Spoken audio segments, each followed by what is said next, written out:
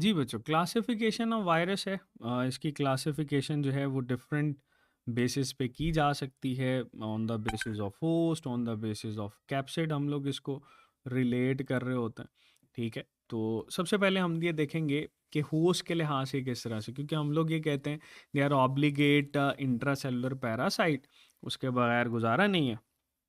तो ज़रा देख लेते हैं। जो प्लांट वायरसेस होते हैं ना, इनको बेटे फाइटोफेज भी कहते हैं। फाइटो का मतलब होता है प्लांट, और फेज की टर्म हम लोग वायरस के लिए यूज करते हैं। याद रखिएगा कि इसमें मोर देन 2000 जो है वो टाइप्स आपको दिखाई देती हैं। इसकी मोर देन 2000 टाइप्स, और ये सारे के सारे जो है बेटे आरएनए जीनोम कैरी कर रहे होते हैं।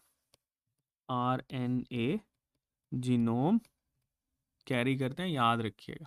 ज़्यादातर इसमें जो शेप होती है वो रॉड शेप होता है।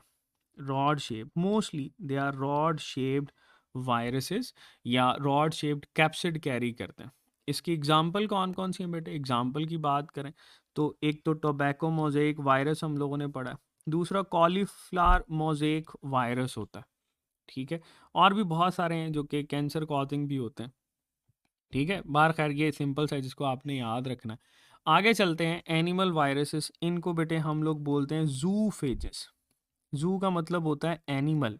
ठीक है, जूफेजेस। और ये जो जूफेजेस वायरसेस होते हैं, इसमें बेटे डीएनए और आरएनए दोनों तरह के जीनोम जो है वो नजर आता है।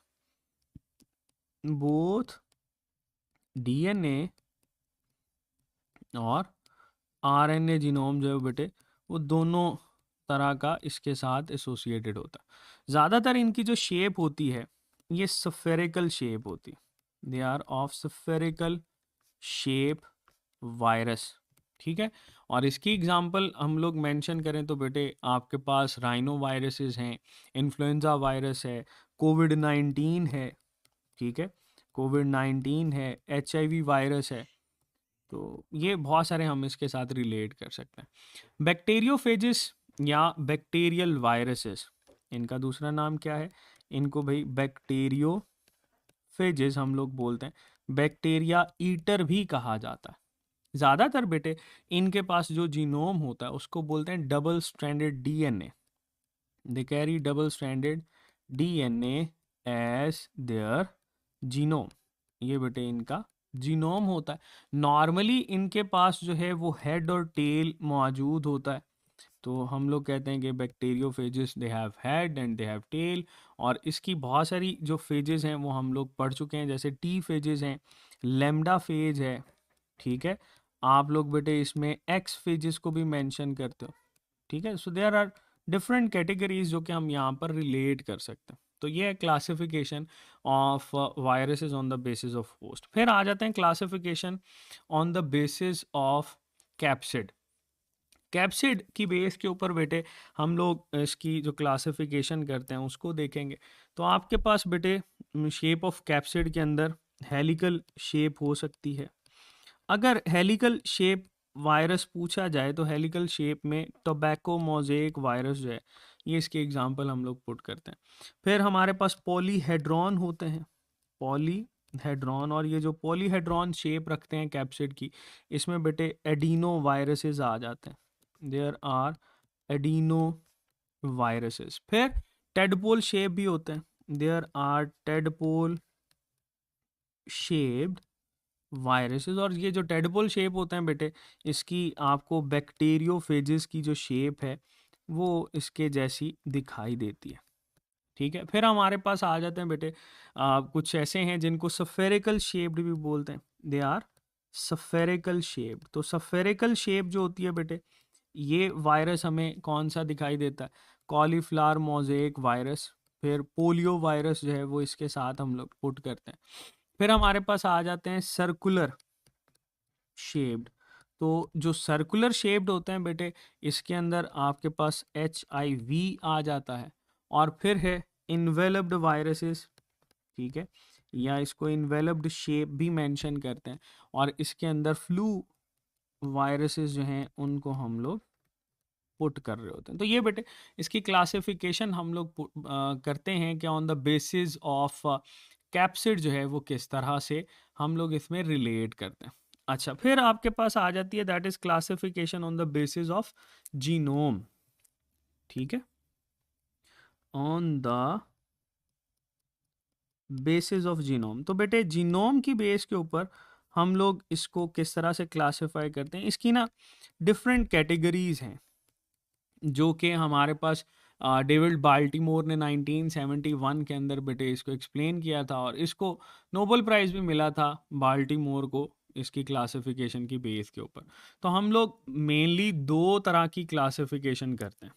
ठीक है, जीनोम बेटे हमारे पास दो तरह का होता है ना। जीनोम में हम लोग कहते हैं या आपके पास डीएनए वायरसेस होते हैं या आरएनए वायरसेस होते हैं। तो हम यहाँ पर पहले डीएनए वायरसेस को पुट कर लेते हैं, दूसरी साइड पे लिख लेते हैं देयर आर आरएनए वायरसेस। तो बेटे जो डीएनए वायरसेस होते हैं ये तो दो आसान सी एग्जांपल हैं, हम लोग पुट करते हैं कि इसमें भाई डबल स्ट्रैंडेड डीएनए वायरस हो सकता है, double stranded DNA viruses. Double stranded DNA viruses में दो डीएनए की स्ट्रैंड्स होती हैं, और इसकी जो एग्जांपल है बेटे हमारे पास वो हम लोग पुट करते हैं दैट इज हर्पेस वायरस। इसकी एग्जांपल कौन सी है, दैट इज हर्पेस वायरस। फिर बच्चों हमारे पास आ जाता है that is single stranded DNA virus. तो जो सिंगल स्ट्रैंडेड डीएनए वायरसेस होते हैं इसके अंदर बेटे हम लोग कहते हैं कि एक ही strand as a genome act कर रही होती है, और इसकी एग्जांपल में पार्वो वायरसेस हम पुट करते हैं।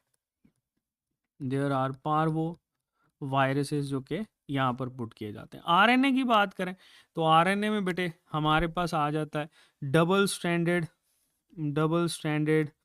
RNA viruses. और ये जो डबल स्ट्रैंडेड आरएनए वायरसेस होते हैं बेटे इनके अंदर दो स्ट्रैंड हैं जो कि एज अ जीनोम एक्ट करती हैं। वहीं पे आपके पास ट्रांसलेशन होती है एक स्ट्रैंड की, ठीक है, जिससे मैसेंजर आरएनए बनता है एंड देन सो ऑन वो अपना इन्फेक्शन कॉज करता है। इसकी जो एग्जांपल होती है बेटे इसके अंदर रियो वायरसेस जो है वो हम लोग पुट करते हैं।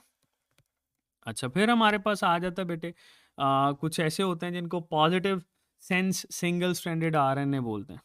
ठीक है, they are positive sense single strand. अच्छा, पॉजिटिव सेंस सिंगल स्ट्रैंड कौन सा होता है कि यही स्ट्रैंड जो होती है वो as a messenger RNA act करती है और यहीं से बेटे ट्रांसलेशन होके प्रोटीन बन रहा होता है। इसकी एग्जांपल बहुत सारी हैं जिसके अंदर आपको सबसे पहले तो नज़र आता है डेंगू वायरस।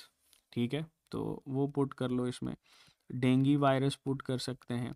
फिर हमारे पास बेटे इसमें हेपेटाइटिस सी वायरस है HCV, या इसके अंदर कोरोना वायरस जो है वो भी पुट किया जाता है। पॉजिटिव के साथ साथ बेटे हमारे पास एक और कैटेगरी है जिसको नेगेटिव सेंस सिंगल स्ट्रैंड बोला जाता है। ठीक है, अब नेगेटिव सेंस सिंगल स्ट्रैंड क्या होता है, इसके अंदर बेटे आरएनए सिंगल स्ट्रैंडेड होता है लेकिन वही आरएनए पहले मैसेंजर आरएनए बनाएगा, वो बेटे फिर ट्रांसलेशन करवा के प्रोटीन बनाता। ठीक है, अब इसकी एग्जांपल में कौन कौन से आ जाते हैं, इसकी एग्जांपल में बेटे हम लोग पुट करते हैं हमारे पास रैप्डो वायरस, देयर इज रैप्डो वायरस। ठीक है, हमारे पास बेटे इसमें पैरामिक्सो वायरसेस जो हैं वो भी आ जाते हैं, पैरामिक्सो वायरसेस वो पुट करते हैं हम इसके अंदर। ठीक है, फिर हमारे पास बेटे कुछ ऐसे होते हैं जो कि सिंगल स्ट्रैंडेड आरएनए हैं जिसमें डीएनए इंटरमीडिएट बनता है, इसको बोलते हैं रिवर्स ट्रांसक्राइबिंग वायरसेस। ठीक है, ये आपके पास रिवर्स ट्रांसक्राइबिंग वायरसेस, ये रिवर्स ट्रांसक्राइबिंग वायरसेस होते हैं। ठीक है, और ये बेटे आपके पास फर्दर दो कैटेगरीज के अंदर जाते हैं जिसमें सिंगल स्ट्रैंडेड आरएनए फिर पहले डीएनए इंटरमीडिएट बनाता है, और एक वो है जिसमें डबल स्ट्रैंडेड डीएनए वायरस जो होता है वो आरएनए इंटरमीडिएट बनाता है। तो इसको कैटेगराइज कर लेते हैं विद डीएनए इंटरमीडिएट मीडिएट, और या हम इसको पुट करते हैं विद आरएनए इंटरमीडिएट। ठीक है, इंटरमीडिएट। तो जो बेटे डीएनए इंटरमीडिएट होते हैं इसकी एग्जांपल में हम HIV की बात करते हैं कि हमारे पास जो HIV वायरस है वो इसमें पुट किया जाता है। इसमें डीएनए बनता पहले ना, सिंगल स्ट्रैंडेड डीएनए, फिर डबल स्ट्रैंडेड डीएनए बनता। और बेटे जो डबल स्ट्रैंडेड डीएनए होता है इसके अंदर हम लोग पुट करते हैं, जिसमें आरएनए इंटरमीडिएट बनता है, that is hepatitis B virus, HBV हम इसके साथ रिलेट कर रहे होते हैं। तो यहाँ पर जीनोम की बेस के ऊपर हम जब क्लासिफिकेशन करते हैं तो बेटे यहाँ पर आपके पास या तो न्यूक्लिक एसिड में सिंगल स्ट्रैंडेड, डबल स्ट्रैंडेड, या बेटे हम कैप्सिड की बेस के ऊपर करें तो शेप आ जाएगी, या हम इसमें होस्ट की बेस के ऊपर क्लासिफिकेशन कर रहे होते हैं। ये था बेटे हमारे पास क्लासिफिकेशन ऑफ वायरसेस।